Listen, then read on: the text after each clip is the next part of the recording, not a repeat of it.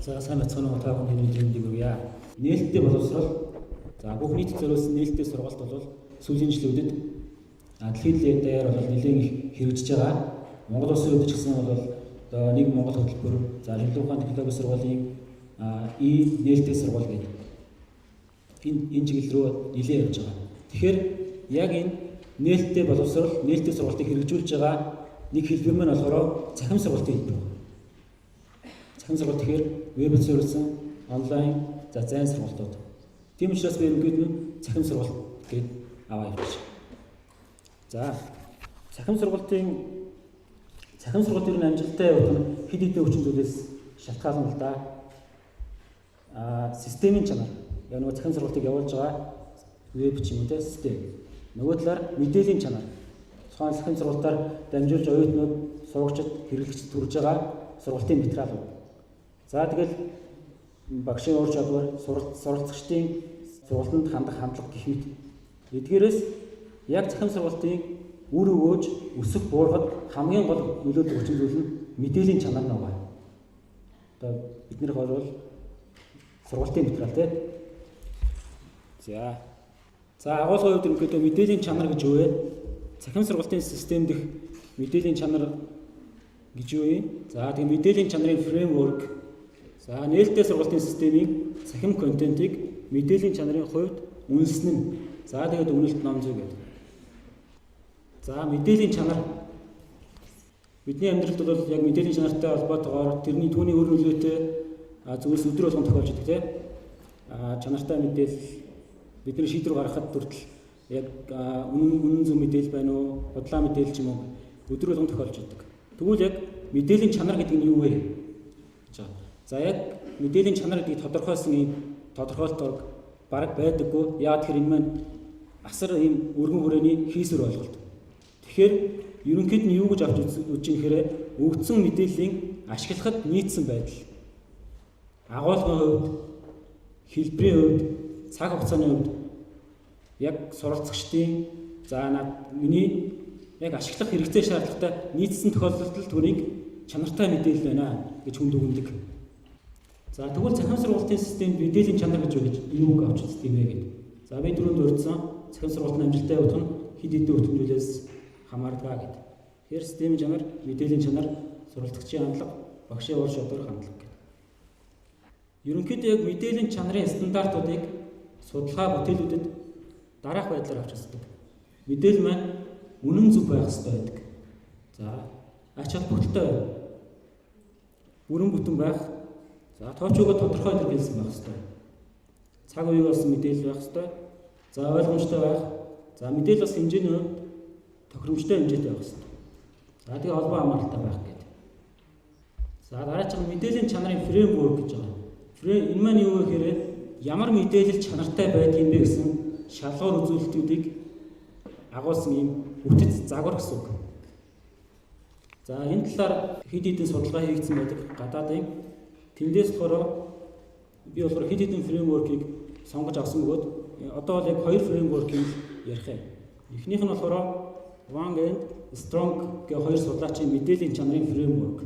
За тэр энэ хоёр судлаач юу гэж үзсэн бэ гэхээр мэдээллийн чанарыг ийм дөрвөн үндсэн бүлэгт авч үзсэн. Үндсэн мэдээллийн чанар.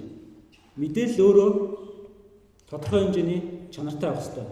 Итгэж болохгүй байх ёстой тийм. За алдаагүй байх ёстой. Бодиттой байх ёстой. Хүлээн зөвшөөрөгдсөн байх ёстой. Энэ бол мэдээллийн өөрийнх нь чанар. Дараачих нь ерөнхий чанар гэж байна. Мэдээллийг ерөнхийд нь. Энэ маань яг хэрэглэгч, суралцагчийн хандлага дээр суурилдаг. Юу гэхээр энэ мэдээлэл надад үнц нь өгсөн байна уу? Би энийг үзснээр энэ мэдээллийг ашигласнаар надад үнц энтэй байна уу? За ач холбогдолтой байна уу? За яг цаг үеийн болсон мэдээлэл үг. Яг суралцагчийн хандлагаар. Дараачих нь илэрхийлсэн байдалтай холбоотой. Тухайн мэдээллийг яаж илэрхийлж байгаагаас шалтгаална. Утга санааг нь тодорхой гаргаж өгсөн байна уу? За ойлгоход хэлбэр байдлаар илэрхийлсэн байна уу? За дистралтай илэрхийлсэн байна уу? Товч тодорхой илэрхийлсэн байна гэдэг. За дөрөвдүгээр нь хүртээмжтэй байх. Хүртээмжтэй байна гэдэг нь яг олон хүнд хүрэлцэх боломжтой ямар ч системээс гар утаснаас компьютероос хандах боломжтой гэдэг ч юм уу. Хандлтын аюулгүй байдал нь хэрэг юм гэдэг. Ингэж ангилж үндсэн байдаг. За дараачих нь болохоор Naumann and Rollker гэдэг бас судлаачдын мэдээллийн чанарын фреймворк гэж. Энэ ерөнхийдөө түрүүний шалгуурууд дээр үндэслэн бөгөөд гэхдээ мэдээллийн чанараа 3 ангиж үзсэн. Субъектив шалгуурын үнэлгээ, субъектийн шалгуурын үнэлгээ, процессын үнэлгээ, объектийн шалгуурын үнэлгээ гэдэг. За субъектийн шалгуурын үнэлгээ гэхээр юу байх вэ гэхээр хэрэглэгчийн зүгээс одоо цахим сургалтын тодорхой нэгэн сургалтын материал цахим хичээлийг оруулсан байгаад хэрэглэгч тэрийг үзээд юу гэж дүгнэх юм чанарыг. За объектийн шалгуур гэхээр яг тухайн мэдээллийн чанар ямар юм гэж байгаа. Процесс нь болохоор тухайн мэдээлэлд хандхад ямар нэгэн асуудал байна уу? Ингэж ангилсан. За тэгээд энэ гурвынхаа хүрээнд түрүүний нөгөө нэг шалгууруудаа ингээ ангилсан байна. За эндээс харуул тэр үнэлэх аргачлал гэж байгаа. Үнэлэх аргачлал дээр ингээ харахад яг субъектийн шалгуур гэдэг дээр ихэнх нь хэрэглэгчийн туршлага, хэрэглэгчээс санал асуулга авах гэдэг. Тэр байдлаасаа дүгнсэн байна. Объект гэхээр яг нөгөө нэг сургалтын материал дээр тэгээ цахим контент дээр шинжилгээ хийх, за тухайн салбартаа мэргэжсэн экспертүүдээр дүгнэлт хийлгэх гэх мэт. За процессын шалгуур гэхээр бол тасралтын үнэлгээ хийж явах хэрэгтэй. Хандхад ямар нэг асуудал байна уу? Хүртээмжтэй байна уу? Мэдээлэл зохистой хэмжээнд байна уу гэх мэт. За тэгвэл итгэж болох үс байдал гэдэг чинь те ямар мэдээллийг итгэж болох үс байдгийг гэж үзэх юм бэ гэдэг асуудал гарч ирнэ. За энэ дээр бол хэд хэдэн юм зүйлс байна л да. Зохиогч нь олон нийтэд бүлээн зөвшөөрөгдсөн байх юм бол хүмүүс арай ихтэй ханддаг.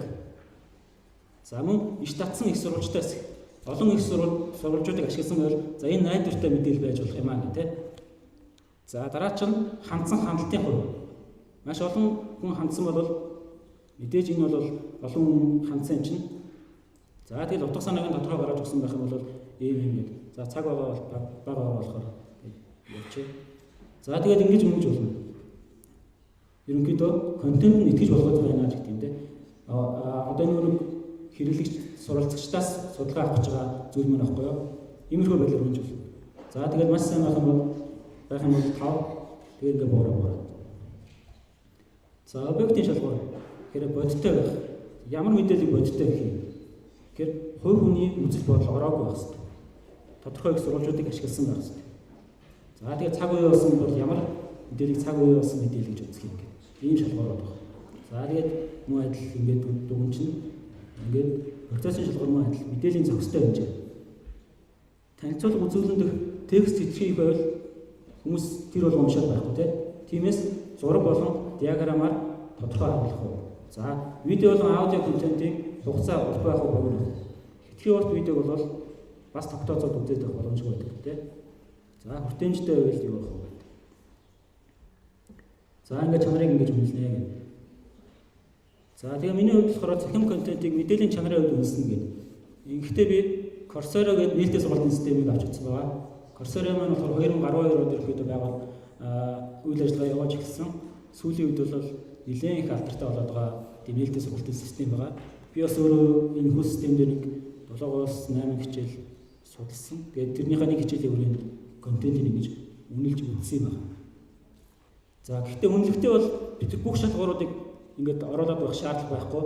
Яг ямар шалгууруудын дараа үнэлэхийг өөрсдөө сонгож өгч болно гэсэн.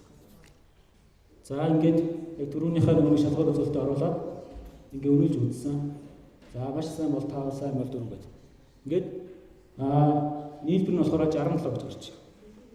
Үнэлгээ хийхдээ дижитал сургалтын материалын чанарын үнэлгээ их аргачлалыг гэдэг энэ загварыг ашигласан. Энэ маань яг хэрэг би ямар шалгуур үзүүлэлтүүд дагуу үнэлэх юм бэ гэсэн эхлээд тодорхойлчихно.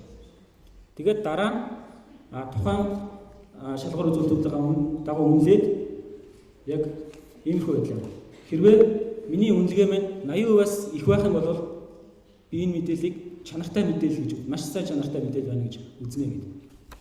За тэгээ миний үнэлс болохоор 67 гэж гарсан. Харгалзах нь бол яг 14 шалгуур байсан.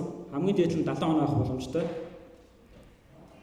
Тэгээд 56-аас дээш хэрэг маш сайн чанартай байна гэж дүгнэж байгаа. За дүгнэлт. За Монгол Улсын хувьд ерөнхийдөө захин сургалтыг хэрэгжүүлэх үйл явц ихтэй сургууль. За ерөнхий боловсролын сургууль, төрийн болон хувийн байгууллагуудад ерөнхийдөө бол нэмэгдэх хандлагатай байгаа. Яг ингээд хөгжиж байгаа систем үед эхнээсээ бид нэр зөв бодлоготой илүү үр дүнтэй сургалт явуулахын тулд яах вэхээр контентуудаа тодорхой шалгуур үзүүлэлтийн дагуу боловсруулах хэрэгтэй. Ингийн тулд дэлхийд түлээмжшөөрөгдсөн тийм мэдээллийн чанарын шалгуурууд өгч байдаг юм уу ашиглаад судлаачдын судалгаанууд дээр тулгуурлаад өөрсдийн гэсэн жишээл монголчуудын сурах арга барил ямар юм те ямар мэдээлэлд хэрхэн ханддгийг гэдгээс нь шалтгаалаад ийм аргачлал боловсруулах боломжтой гэсэн. За би бол сая тэр Coursera-гийн хичээлийг ганцаараа үнэлсэн те. Энэ болохоор хэтэрхий нэг талаас баримтсан ийм үнэлгээ болчихж байгаа. Тэгэхээр яахан тэгэхээр бодиттой үнэлгээ авах юм бол олон хүмүүсийн үнэлгээ орох хэрэгтэй. Тийм болохоор олон талын үнэлгээ хийнэ гэсэн үг. За тэгээд цахим сургалтыг хэрэгжүүлж байгаа байгууллагуудын хувьд цахим хичээл бэлтгэж байгаа багш. За багш нарын хувьд хэрэглэгчдээс судалгаа авах, за шинжилгээ хийх, экспертээр үнэлгээ хийх зэргээр чанарыг нь улам сайжруулах тал дээр тасралтгүй ажиллах хэрэгтэй гэж дүгнэсэн. За тийм анхаарал хандуулсанд баярлалаа.